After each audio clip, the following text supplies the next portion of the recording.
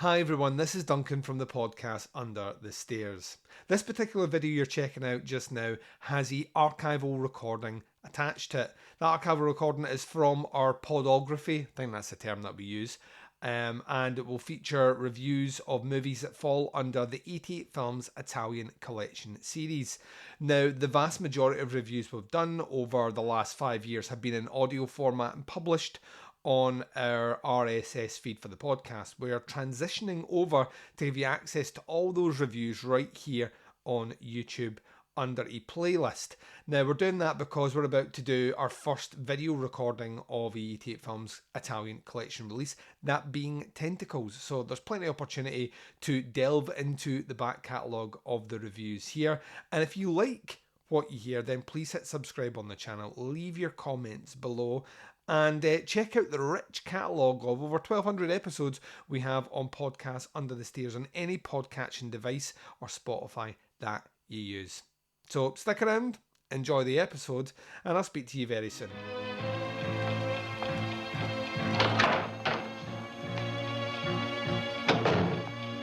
Hold it right there.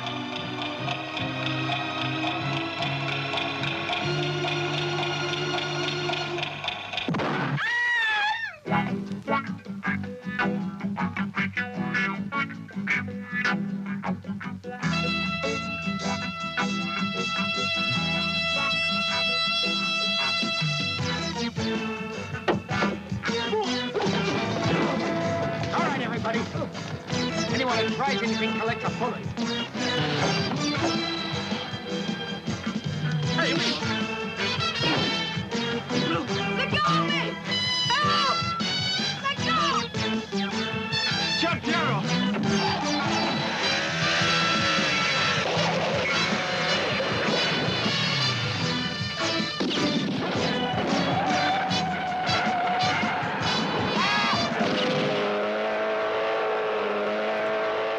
And welcome back. So you've just heard the trailer for Syndicate Sadists, disc number 25 in the Italian collection from 88 Films. This movie directed by Umberto Lenzi. That's right, a little bit of Lenzi for all y'all out there. So let's give you some info on the movie. From the blurb on the 88 Films website, it says, mention the name Umberto Lenzi and chances are folks rattle off rip-fleshing frenzy of Nightmare City or Cannibal Ferox. But for Lenzi himself, there was no genre that proved too much for his directorial prowess, not least the distinctly Italian style of the crime flick, the politici. That's not pronounced right, we get this every time, but we're rolling with it.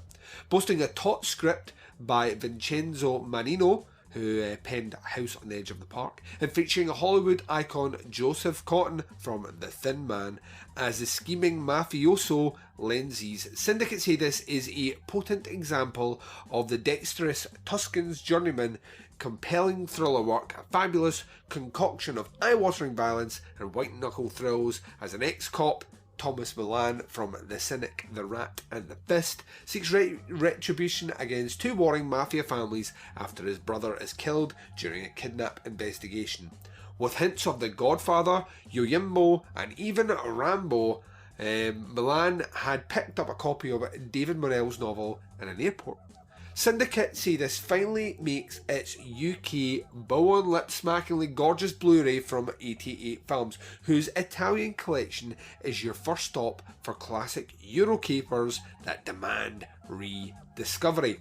Now, the special features on this disc is restored from original camera negative, English LPCM audio with newly created English subtitles, remembering Rambo, an interview with Umberto Lenzi, Mike Malloy on Syndicate Sadists, and the standard reversible artwork sleeve. This was available, I want to say it was region free, and I don't know what the difference is between region free and being available in regions A, B and C. I thought there was only 3 regions for Blu-ray, but I might be wrong about that one. And yeah, so let's take a bit of time and cover some ground about this movie by kind of delving a bit more into what actually happens in the movie. So the first thing that we need to say about Syndicate Sadists is that Thomas Milan's character is actually named Rambo, which is kind of fucking hilarious. specifically after that factoid that was mentioned in the blurb by 88 Films about the writer actually picking up the novel just before. Sorry, the actor just picking up a novel of Rambo as he was getting on a plane one day just to read. I think that's kind of amazing. But yeah, he is our main character. This movie came out in 1975, I want to say. And I will be honest with you, it has some problems. It has some issues for me, specifically in that it starts off with a fucking bang. We have this most amazing kind of chase sequence at the beginning. Rambo rides a motorcycle, which is kind of amazing. He's a kind of scruffy guy with various hats, which was also made me smile quite a bit. But we have him arriving to kind of see a friend, and you know he's doing his business, catching up with the family and all the rest, and he finds out that his friend is friend who's a cop is trying to take down the local mafia, if you can call it such a thing. And they just offer him a job, and he's not going to take it, which I think is kind of amazing, because that's like, what are you doing? You're not doing anything? You doing anything Friday? You can join the police if you want. He's like, nah, I'm fine. And to be honest with you, it's probably a good thing that he's not given like license to wield a firearm in this movie, or just in general take the law into his own hands, because he's a bit of a renegade, he's a bit of a maverick. He doesn't feel much like a team player.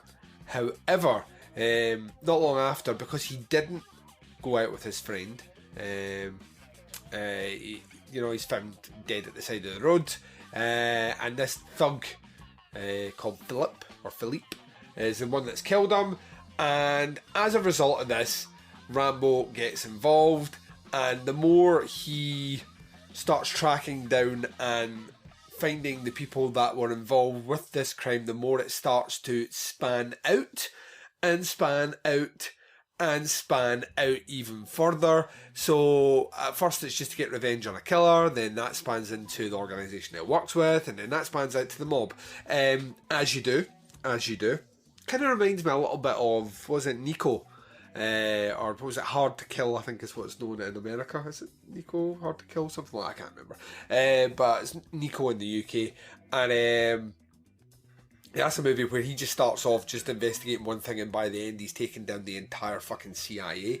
It's that sort of idea. It just kind of keeps spiralling outwards and outwards.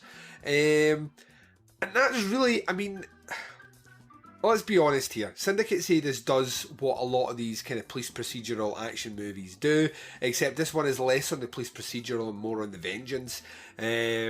The action sequences are cool when they happen, albeit happen not as much as I would like to see.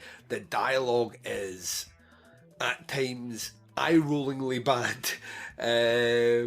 I did write down one actually. Life's a hole. We're born from a hole, eat from a hole, shit from a hole, and end up in a hole. Profound and philosophical that statement is not, albeit it is accurate. That's kind of where you're living with this one. It doesn't really go as sadistic as you would think with the term sadists in the title. The violence, like I say, is cool at times. Some of the, I'll give Lenzi's credit. Lenzi directs the fucking shit out of this movie. The direction is on fucking point, specifically in the action sequences. On the chase sequences, we get like this great motorcycle chase. It's kind of awesome. There's some characters here that have been in various other movies of the time period as well, which is kind of cool. So when you're watching that, you just kind of get through it. I think what you get is amazing stunt work. Lots of car chases that are awesome. A lot of motorcycles flying about the place. An amazing score. The score is great as well. But infrequent and not as great action as I've seen in other movies of the time. And dialogue, which is kind of bad. In fact, some of the acting in this movie is borderline suspect between, are you actually a real actor, or have I kidnapped your family, random man on the street, and made you stand in front of a camera and perform for me? Perform for me, you monkey. It's like really quite... It's really quite off-putting how bad some of the acting is. I mean, it does build up, like all these movies build up to a kind of awesome action final sequence, but by then I had lost some of my initial enthusiasm, and for for a movie that's an hour and a half long, it really shouldn't have any issue sustaining my full attention from start to finish, and this one kinda did. And weirdly enough, if anything, it has made me appreciate the Cynic, the Rat and the Fist a bit more, and in hindsight I would probably grade that movie a little bit higher. Yeah, I don't know what I expected from this one. These kind of police movies, these police action movies from Italy are a bit hit or miss for me. I still feel that I need to find that one movie that gives them an anchor that I can start spiralling off from, and I've not found it yet. I'm sure I will, because there's plenty of them in the Italian Collection series. But as it stands just now, I see them and I think they're good, but I don't think they're great. But then it was very similar when I got into Giallo. When I first started to get into Giallo, a couple of the ones I watched didn't resonate with me until I got that linchpin, until I really started getting into Argento and kind of Fulci and Bava, and then I could spiral it forward, kind of forward from that, and start taking in things like Lado and Martino and stuff, and really start appreciating a bit more of what the genre had. But I need that linchpin first, and I don't think I've found it yet within the genre. And as a result of that, I keep coming back to the action sequences are good. The cinematography is great. The action when it does kick in is really well shot, and they love a good car chase, and I love a good car chase in a movie. And our heroes are usually, are they heroes or are they villains in all these movies? But the dialogue and story in this movie just aren't as tight as I've seen in other ones, and as a result it kind of pulls it down. When it finished, I kind of felt a bit bummed out overall from watching this movie, in a way where I was like that. This one really did have a lot of potential. I mean, I'll give Lenzi's credit. Like, I can watch any Lenzi movie and just marvel at how great a director he was. Unfortunately, he got tarred with that brush much later in his career, that he was just a plagiarist who just ripped off other people's work. I don't think that's fair. He had a massive career before then, and when you watch these movies, specifically not in the horror genre, you get an understanding of how fucking technically talented he was as a director. I love the gimmicks, and I love the repetitive use of zoom-ins and all the rest on characters' faces that he does. So, I mean, it wasn't a complete shit show, but I would be lying if I said I liked this movie. Overall, as a Netflix grade, I give this one a 2.5 out of 5, which feels a bit harsh, but feels fair to me. That is genuinely how I felt at the end of it. I felt this was very much a misstep, and one that, even though the blurb tells me I need to see, I would have been fine having not seen this movie. Didn't hate it, but I didn't really like it. Certainly didn't like it. 2.5 out of 5. So there we go. I told you it would be a short review. Really not a lot to say about these movies. Kind of hoping we land one with a bit more depth soon, which might be a challenge in Italian cinema, but I'm praying for it. The fingers are crossed. You never know what we're going to get next.